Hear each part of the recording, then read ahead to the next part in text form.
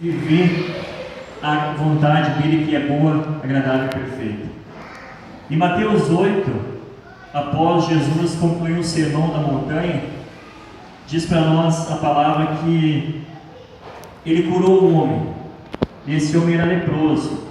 Versículo 1 fala assim para nós, Mateus 8: descendo ele do monte, seguiu uma grande multidão. Veio um leproso e o adorou, dizendo: Senhor, se quiseres, podes tornar-me limpo. Jesus estendeu a mão e o tocou, dizendo: quero, ser limpo. E imediatamente ele ficou limpo da lepra. O milagre que Jesus operou na vida deste homem foi um milagre instantâneo, um milagre que aconteceu naquela ocasião, mas tudo isso aconteceu porque antes de Jesus tocar na vida daquele homem, algo já havia mudado dentro do coração daquele homem. A gente muitas vezes lê o texto e não para entender o que será que causou naquele homem tamanha fé, para ele chegar até Jesus com a certeza de que ele seria novamente reinserido na sociedade. O que fez ele romper com medo e transpassar as pessoas, sendo que ele era um homem leproso, condenado pela lei a ficar isolado, a não se misturar com as pessoas, e quando ele passasse de longe ele teria que gritar dizendo leproso, para que as pessoas soubessem que ali estavam leprosos, para que não se aproximassem. Então era uma vida de condenação, uma vida de vergonha, uma vida de fracasso, era afastado da família e precisava viver isolado. Então a vida desse homem era uma vida de derrota, era uma vida totalmente fora do contexto religioso da época. A lei punia severamente a pessoa que contraísse lepra. Ela exigia que a pessoa fosse pura e não tivesse a lepra. Se ela tivesse a lepra, então é porque ela era vítima de um pecado que ela cometeu, porque ela foi amaldiçoada, porque ela foi rejeitada, então ela recebeu aquela penalidade como merecimento. Então a lei observava dessa maneira, então exigia que aquele homem fosse perfeito, mas não oferecia auxílio. Quando a gente muitas vezes olha para os nossos filhos, a gente quer que eles aprendam e vivam no caminho, nós temos que dar o ensinamento, nós temos que dar o auxílio, nós temos que pegar pela mão e andar juntos. Provérbios 22:6 fala que é para instruir o filho, ou o menino ou a criança no caminho. Ou seja, eu preciso estar junto. Veja a diferença que faz. Instruir no caminho é ensinar andando junto. E assim Jesus, ele tinha dentro dele não somente a vontade de fazer que aquele homem leproso fosse curado, mas ele tinha poder dentro dele para que aquele milagre acontecesse. Muitas vezes a gente quer que as coisas aconteçam, a gente quer que os resultados, os milagres aconteçam, mas dentro de nós não há o poder. Qual é o poder? O poder da fé. O poder de nós liberar a palavra e ver acontecer realmente o milagre, ver realmente se mover o sobrenatural de Deus na vida das pessoas. Em Gênesis capítulo 1, a Bíblia diz que quando Deus começou a criar a terra, ela era sem forma e vazia. Deus, ele começa a criar a terra e ela é sem forma, ela é vazia, e de repente o Espírito Santo está ali pronto para agir. Veja que de repente Deus começa a proferir a palavra. A palavra nós conhecemos é Jesus. Quando Deus começa a proferir o verbo que é Jesus, então as coisas começam a ser criadas. Então o Espírito Santo, ele já nos foi dado. O Espírito Santo já foi introduzido em nós no momento em que nós reconhecemos que sem Jesus nós não conseguiríamos chegar a lugar nenhum. Então nós fizemos uma aliança com Jesus, o Espírito Santo veio morar em nós. Então esse poder dentro de nós precisa ser ativado. Eu preciso ativar ele usando a fé. Então o Espírito Santo, ele está pronto para realizar as obras na minha vida, através da minha vida, quando eu começo a usar a fé, quando eu começo a proferir a palavra, quando eu começo a declarar, trazendo a existência. Isso chama-se ousadia, que é uma virtude que anda junto com a fé. O profeta Elias, ele foi reconhecido como um ministério ousado. Talvez ele não cumpriu tudo o que Deus queria para a vida dele, mas ele tinha uma coisa que era a ousadia, e essa ousadia é que precisa andar junto com a nossa fé. Então Jesus ele desce do monte após ele proferir um longo sermão. Ele estava na montanha ensinando, falando para as pessoas sobre o reino, sobre aquilo que o pastor leu aqui em Mateus 7. Jesus estava falando no sermão da montanha sobre os falsos profetas, sobre os dois caminhos. Ele estava falando sobre tesouros do céu. E ali você começa a olhar do capítulo 5 até o capítulo 7, Jesus ensinando sobre o reino de Deus, sobre as bem-aventuranças, sobre a prática da justiça e tantas coisas. E aquele homem estava escutando Jesus, escondido. Por quê? Porque ali as pessoas saíam de suas casas, dos vilarejos, para ir escutar Jesus. E aquele homem, ele não estava junto das pessoas, mas ele estava próximo, ouvindo a palavra, ele estava escutando o que Jesus estava falando, e de repente ele recebeu fé no coração. Porque ele já tinha escutado sobre os ensinamentos da lei, ele já havia escutado sobre a lei de Moisés, sobre aquilo que era ensinado através das lideranças dos sacerdotes da época, mas aquilo lá não causou nada para ele, aquilo lá não mostrou para ele a solução. Mas quando ele começou a escutar as palavras de Jesus, ele começou a ver que tinha solução para o seu problema e para a sua necessidade. Então ele começou a se alimentar, ele começou a alimentar o seu espírito, e aí começou a gerar dentro dele a fé para operar aquele milagre. Jesus estava pronto para realizar o milagre. Quando ele descesse da montanha, ele iria ao encontro daquele leproso, embora ninguém soubesse. E aquele leproso iria ao encontro de Jesus. Por quê? Porque ele não tinha mais medo de nada. Ele não tinha mais medo se ele seria apedrejado, se ele seria tirado pelas pessoas daquele lugar, mas ele criou dentro dele uma vontade, um desejo de ir até Jesus. Por quê? Porque ele estava ouvindo. Então quando você ouve a palavra sobre Jesus, não sobre as leis, mas sobre Jesus, sobre o que Jesus é, sobre o que ele pode fazer, então isso começa a gerar fé dentro da pessoa. Em Romanos 10, 17 fala que a fé vem pelo ouvir, e ouvir vem pela palavra de Cristo. Então aquele homem já tinha escutado sobre a lei, que tinha a palavra de Deus, mas ele não tinha escutado diretamente o Senhor Jesus falando para ele. Então ele começa a ouvir um Deus que não somente exige, mas que está ali para estender a mão, e é isso que ele precisava, para receber o seu milagre e para voltar a ter um sonho novamente. A lepra era uma doença que deixava a pessoa toda deformada, toda coberta por uma chaga, e era uma doença que causava mau cheiro. Então as pessoas não queriam estar perto de uma pessoa que tinha lepra, para não ser contagiosa, um mau cheiro. E muitas vezes a gente para e pensa: quem éramos nós antes de conhecer Jesus?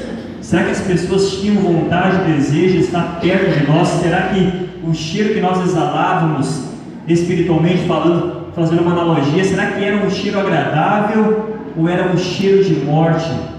Porque a palavra de Deus fala lá para nós em 2 Coríntios que hoje, por causa de Cristo, nós somos o bom cheiro de Cristo. Então isso já fez uma mudança em nós. 2 Coríntios capítulo 2 e verso de número 15, verso 15: pois para Deus somos o bom cheiro de Cristo, tanto nos que se salvam como nos que se perdem. Então veja, somos para Deus o bom cheiro de Cristo. Hoje nós exalamos um aroma, um perfume suave, e todo aquele que se aproxima de nós reconhece isso, tanto aqueles que querem quanto aqueles que não querem. Agora, esse cheiro suave veio através do Espírito Santo, através do Espírito Santo que passou a habitar na vida de todo aquele que queria que ele habitasse e fizesse morada. Então o Espírito Santo passou agora a fazer com que essa pessoa exalasse um aroma, um bom cheiro, um cheiro suave do aroma de Cristo. Verso 2, verso 1 diz que então Jesus ele desce do monte depois de proferir aquele sermão.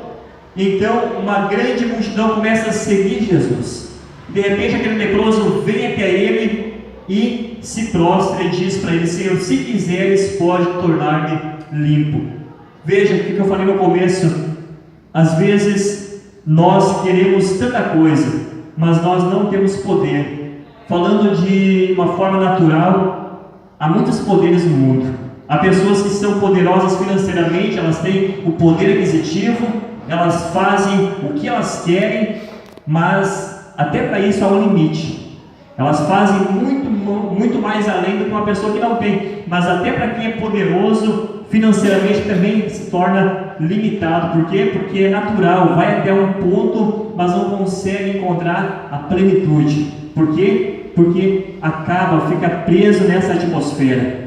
Existem pessoas que são filósofos, cientistas, pessoas que têm um poderio tão grande de influência, mas elas não acreditam em Deus, elas não acreditam em Jesus, na obra da cruz. Então todo esse poder que elas têm é limitado.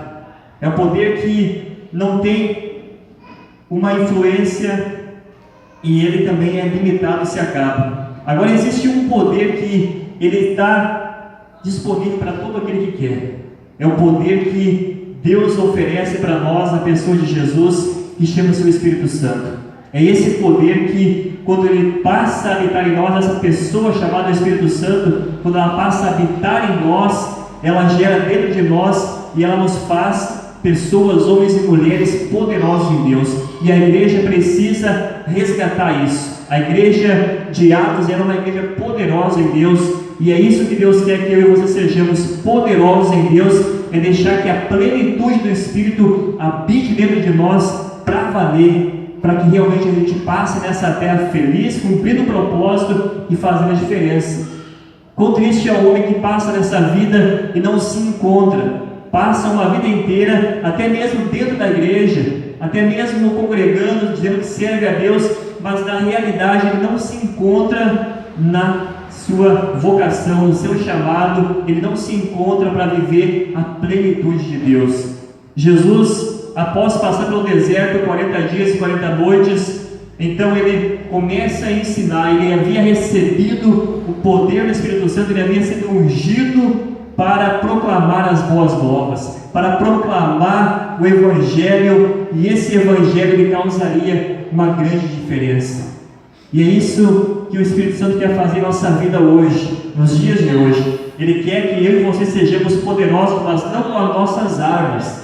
Veja lá em Atos capítulo 13, Paulo fala para nós, verso 12, que após Pedro ter curado aquele leproso, então aquelas pessoas ficaram admiradas olhando para ele, e de repente Pedro, ele para analisar e falar para aquelas pessoas que não era ele que havia feito aquilo, mas ele diz assim, e quando Pedro viu isto, disse ao povo: homens israelitas, por que vos maravilhais disto? Ou por que olhais tanto para nós, como se por nossa própria virtude e santidade fizéssemos andar este homem? Então Pedro estava dizendo: olha, não fomos nós que fizemos esse homem andar, mas o poder do Espírito Santo que habita em nós. Se você ler na sequência, você vai ver que Pedro está exaltando, dizendo que quem havia realizado e operado era o Espírito Santo. O Espírito Santo, ele é a pessoa da Trindade que ficou com a igreja para ministrar, para abençoar, para encher a igreja de riquezas. Então, quando nós nos relacionamos com o Espírito Santo, nós nos tornamos pessoas cheias de poder. E quando a pessoa tem tanto poder, mas o poder não prova, mas o poder do Espírito Santo, então ela vai querer fazer o bem, ela vai querer ajudar, ela vai querer influenciar, ela vai querer servir, ela vai querer fazer com que o reino de Deus se expanda, porque ela está cheia. Quando a pessoa não quer, quando a pessoa se intimida, quando a pessoa se acovarda, quando ela se fecha, ela se amedronta, é porque ela não está cheia. Uma pessoa cheia, ela tem prazer, ela quer, ela se entrega, e ela não vê barreiras, ela não vê obstáculos.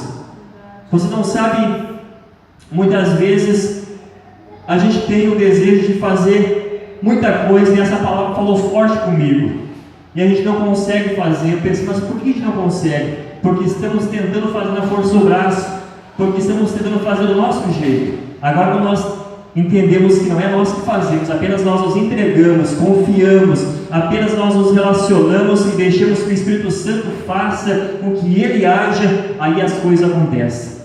Capítulo 2, 1 Coríntios, Paulinho, põe para nós ali.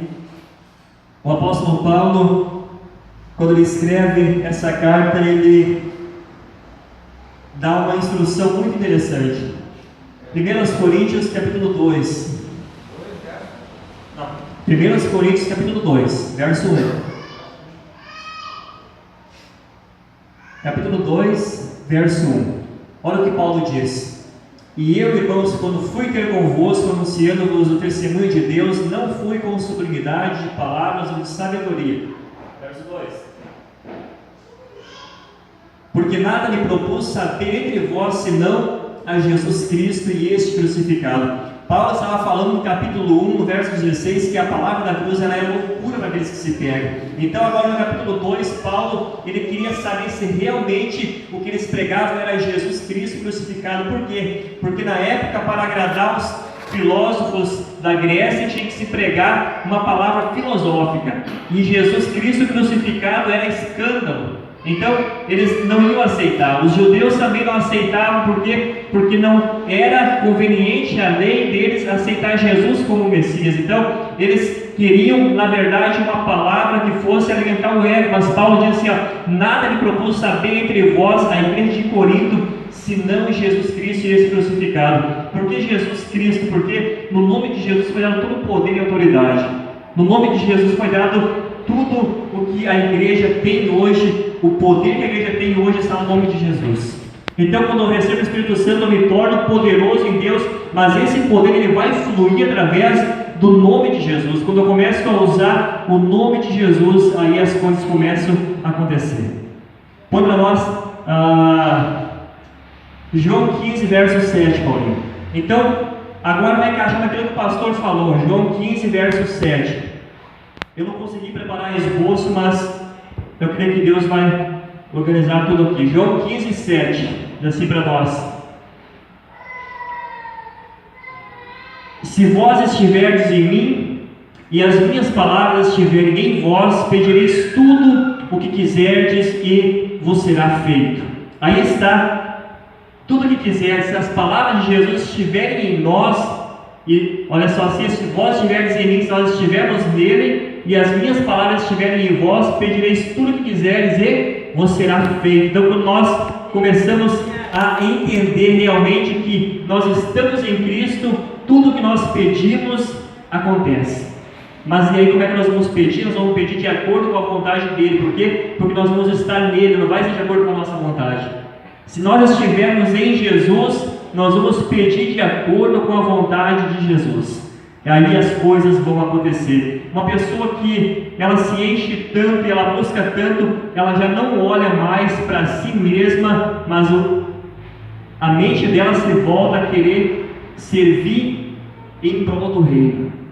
O que é que vai edificar o reino? O que é que vai fazer o reino de Deus crescer? De que forma vai agregar a minha vida, o meu trabalho para o reino de Deus? É essa a maneira que eu começo a pensar, é dessa forma que eu começo a entender as coisas. E Jesus ele veio para nos dar vida e vida em abundância. Ele nos libertou de fato, e só Jesus podia nos libertar, porque ele realmente tinha esse poder. Só alguém que é livre de verdade pode trazer liberdade para os outros. Vamos entender esse princípio. Jesus disse: se o Filho nos libertar, sereis de fato livres. Então Jesus ele era livre, por isso ele pôde ser o libertador. Agora nós, como chamados para anunciar as boas novas, que mensagem nós vamos anunciar para as pessoas de liberdade se nós não estivermos livres? Se nós não estivermos realmente livres, sabendo que em Cristo nós somos libertos. Liberto do quê? Liberto de tudo.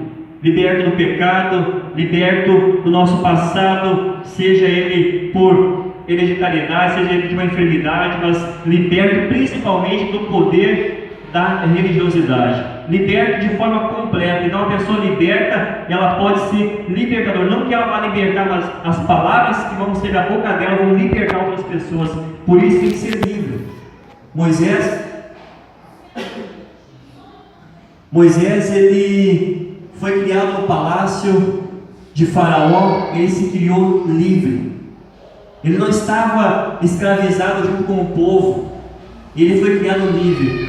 Então, Moisés, ele tinha o entendimento do que era liberdade. Por isso Deus escolheu Moisés para ir lá no Egito e libertar o seu povo. Fazendo uma analogia, Jesus realmente, ele nasceu e viveu, mas pelo fato de que ele era livre, ele nunca precisou se comprometer com o ciclo deste mundo, ele nunca precisou se entregar ao pecado, às coisas, porque ele era livre, ele sabia enxergar as coisas. Moisés, ele também teve esse cuidado de ser criado no palácio, porque depois, para libertar o povo, aquele povo estava com a mentalidade de escravo, eles não queriam compreender o que era uma vida de liberdade para receber as promessas de Deus. Mas Moisés, ele compreendia isso, e Deus preparou ele desde o ventre para que ele pudesse ser usado mais tarde. Então eu e você também temos que receber essa libertação. Mas que libertação? Se eu fui liberto, não habita mais demônio em mim, não habita mais coisa ruim em mim. Mas que liberdade é essa? É uma libertação completa. A nossa mente precisa realmente ser renovada, e nós temos que realmente receber essa mentalidade nova. Uma mentalidade nova, uma nova maneira de pensar, de enxergar as coisas, de ver as coisas acontecer, de ver que tudo é possível para aquele que crê, que tudo é possível para aquele que tem fé. Então Jesus, ele olha para aquele homem leproso e ele fala o seguinte, no verso 3, quando aquele homem pergunta: se tu quiseres, tu pode me tornar limpo. E Jesus estende a mão para ele e toca ele. Jesus, ele quebra algo que a religião condenaria, porque ele tocou em um leproso. A religião da época condenaria Jesus, porque ele tocou naquele homem enfermo com uma doença, com uma chaga mortal, e ele não poderia fazer aquilo. Mas sabe que o amor, ele sempre surpreende, o amor, ele sempre vence. E Jesus, ele tinha amor, e quando ele toca naquele homem, ele não estava preocupado se ele ia ficar leproso, ele estava preocupado em entregar aquilo que ele tinha de melhor. E o que Jesus tinha de melhor era a cura para aquele homem, era uma vida novamente restaurada. E sabe, há pessoas que têm medo de serem tocadas por Jesus. Um dia eu conversava com um jovem na outra igreja onde eu congregava, e ele, bem assim para mim, morava lá da igreja, ele não ia da igreja, mas de repente nós estávamos conversando, talvez o Luciano conheceu, um moreninho que morava lá na igreja, ali na missão, e de repente eu fui falar com ele, ele disse assim: não toca em mim. Eu falei: mas por que não? Até achei estranho, falar: não, porque você está na igreja, aí eu faço um monte de coisa errada, e aí eu vou te contaminar e coisa. Eu falei: não, vem cá. E ele fugiu, eu queria que eu tocasse nele, né? Eu não entendi o porquê aquilo ali. Então, não tem porquê a gente não, o amor de Jesus que está em nós, evitar de tocar as pessoas com medo de receber uma carga de pecado, de coisas ruins. Não existe isso. O amor, ele não vê essas coisas. Por quê? Porque Jesus, ele toca no leproso e ele oferece aquilo que o leproso precisa. É isso que o mundo precisa. Muitas vezes a igreja se esconde, se fecha, tem medo porque há preconceito, porque há muitas coisas, e aí o medo impede de que essas pessoas recebam o amor de Deus, recebam do melhor de Deus para as suas vidas, por causa que a igreja muitas vezes se fecha para isso. Então nós, como igreja, temos que abrir a nossa mentalidade para olhar para as pessoas e entender que ali há uma pessoa que nem eu e você, que Deus criou perfeito, que precisa ser amado, assim como nós recebemos esse amor, também essa pessoa precisa receber esse amor. E esse homem, ele precisava receber este amor que Jesus tinha para oferecer para ele. E de repente Jesus diz assim para ele: eu quero que tu seja curado, eu quero que tu seja limpo. E simplesmente Jesus disse para ele: agora você está curado. Ele ficou limpo. Por quê? Porque a palavra que ele ouviu de Jesus gerou fé. A fé conduziu ele até Jesus para receber o seu milagre. E Jesus tinha para dar para ele aquilo que ele precisava para ter novamente a sua vida reinserida no seio da sua família. Eu quero que você nesse momento feche seus olhos um pouco. Quero orar por você. Eu quero que você medite um pouco sobre a tua vida, sobre aquilo que até hoje você tem vivido, passado, enfrentado, como você chegou aqui até hoje, como você tem pensado sobre Deus, acerca de Deus, quem é realmente Jesus para ti?